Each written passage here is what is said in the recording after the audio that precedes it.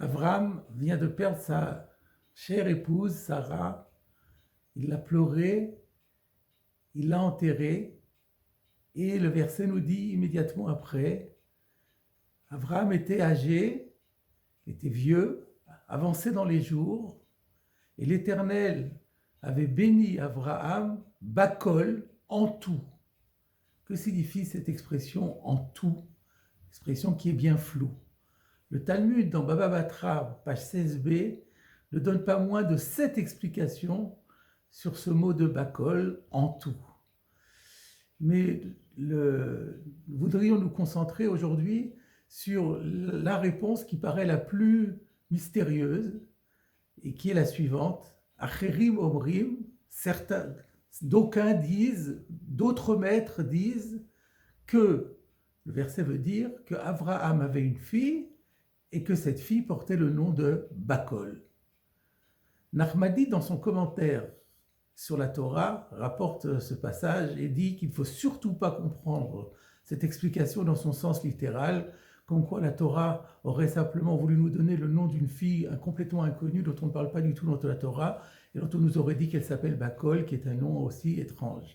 En fait, nous dit le Ramban, dans ce commentaire particulièrement innovant, les Chachamim, qui sont qualifiés ici de Acherim, d'autres maîtres, viennent donner une explication très profonde, dit le Ramban, à Mok Meod, ils ont développé pour cela Sod Misodot Torah, un mystère parmi les mystères de la Torah.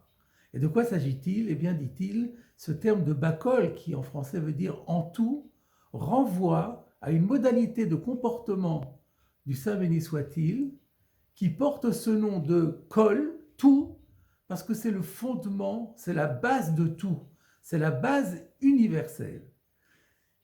De quoi s'agit-il? Et donc, Nachmani n'en dit pas beaucoup plus, bien qu'il apporte un certain nombre de citations, et il dit que c'est Avraham Avinu avait lui aussi hérité de cette même modalité de comportement qui lui était si familière qu'elle était pour lui comme une fille. Et c'est pour ça qu'on parle ici de fille et qu'on parle de kol, et donc on fait référence à cette modalité appelée tout, parce qu'elle est le fondement de tout, et qui est liée donc à la générosité d'Abraham.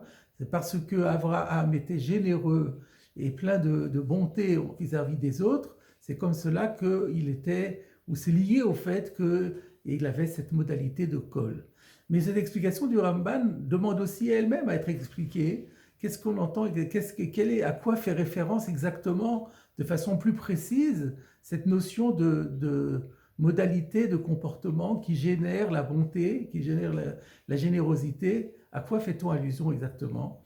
De nombreuses explications ont été proposées et aujourd'hui je voudrais vous proposer celle qui a été donnée par un grand maître que j'ai déjà souvent cité ici, le Aaron Kotler, Zichrono Livracha, fondateur et premier Rosh Yeshiva de la Yeshiva de Lakewood aux États-Unis.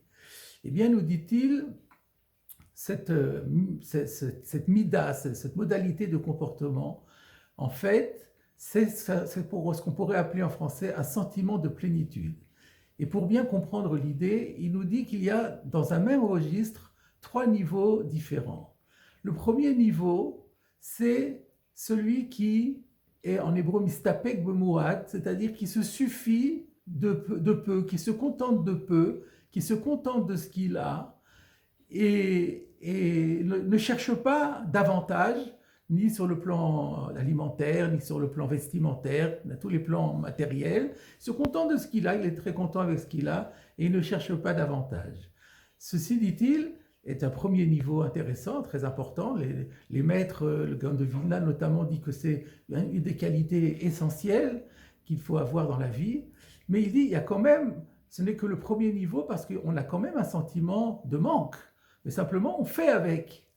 Le niveau qui vient au-dessus est un peu encore plus noble. C'est le niveau dont Benzoma en parle dans les Pirkei Avot en disant qui est celui qui est riche, celui qui se réjouit de son sort. À sa mère Bechelko. Sa mère Bechelko, c'est plus que Mistapek Bemuat. Ça veut dire que on sait qu'il y a des choses que nous n'avons pas, Mais, mais on ne se sent absolument pas privé pour cela. C'est pas qu'on se contente et qu'on fait avec, mais on peut identifier un manque, mais on considère que ça ne nous dérange absolument pas. On est très heureux avec ce que l'on a. Et le troisième niveau, celui dont nous parlons, qui porte le nom de kol, c'est ce sentiment de plénitude où il n'y a absolument plus rien qui manque. On ne peut pas identifier quelque chose. Les choses qu'on n'a pas ne sont pas des choses qui manquent, c'est des choses qui nous sont complètement étrangères et auxquelles on n'a absolument pas besoin d'avoir. Et donc c'est ce niveau-là que Avraham Avinu avait acquis, qui lui était familier comme sa fille, et c'est donc ce niveau-là qui lui a permis d'être généreux. Parce que quand on est tellement heureux de ce que l'on a, quand on a l'impression qu'on ne manque vraiment d'absolument rien, qu'il n'y a rien de plus qu'on pourrait avoir que ce qu'on a déjà, alors on ne peut pas être jaloux de l'autre déjà. Et non seulement on ne peut pas être jaloux de l'autre, mais on a envie que les autres soient heureux comme nous le sommes. Et c'est ça qui porte à aider les autres, à vouloir aider les autres et à leur faire du bien. On peut remarquer que Yaakov Avinu a dit également la même chose. Quand il parlera à son frère Esav dans Vaïshlach, il lui dira Yeshli, Yeshli Chol, j'ai tout, j'ai absolument tout. Donc là encore, on voit il s'exprimait de la même façon et qu'il avait ce sentiment de plénitude. Alors, dire à Aaron Kotler, on pourra objecter, oui, mais Yaakov Avinu, on voit que dans sa vie, il a été parfois très triste, il était en deuil, il était angoissé. Réponse, oui. On peut être angoissé malgré le sentiment de plénitude, mais uniquement pour des questions d'ordre matériel, d'ordre spirituel. Au niveau spirituel, on a le droit effectivement d'être triste, de considérer que les choses ne vont pas comme on voudrait qu'elles aillent, mais pas au plan matériel, jamais au plan de la matérialité. C'est cela qui était la force de Abraham et de Jacob. Et une fois que nous avons expliqué cela, on comprend très bien pourquoi le verset fait mention de cette qualité, de cette vertu exceptionnelle d'Abraham Avinu juste à ce moment-là de son histoire. Parce que comme nous l'avons dit, Abraham Avinu vient de perdre sa chère et tendre épouse. On se serait attendu qu'à ce moment-là, eh bien, il soit très triste. Eh bien, pas du tout. Il ne s'est pas départi de ce sentiment de plénitude. Alors on pourra objecter, mais pourtant le verset atteste que quand Sarah est morte, Abraham est venu pour lui faire son oraison funèbre, Veliv Kota, et pour la pleurer. Mais là, la réponse sera comme celle que nous avons déjà donnée pour Yaakov. Il a pleuré, parce que quand un tzaddik, quand un juste quitte ce monde, c'est toujours triste au plan spirituel, parce qu'il aurait pu faire encore tant de bien dans ce monde, et une fois qu'il a quitté le monde, on ne peut plus faire de mitzvot. Les mitzvot sont réservés au monde ici-bas. Dans le monde à venir, il n'y a plus de mitzvot. Et là-dessus, on peut être triste, mais encore une fois, c'est d'ordre spirituel. Au plan matériel, il n'y avait pas lieu à pleurer. Et d'ailleurs, on remarquera que c'est bien connu que le terme de Veliv Kota dans la Torah est écrit avec une petite lettre Kaf, plus petite que le texte habituel, pour nous mentionner que Abraham n'a pas beaucoup pleuré. Et cela va tout à fait dans le sens de ce que nous avons dit. Il nous semble que dans le même passage de Baba Batra, il y a un enseignement qui va parfaitement bien, qui cadre bien avec cette explication du Rav Kotler.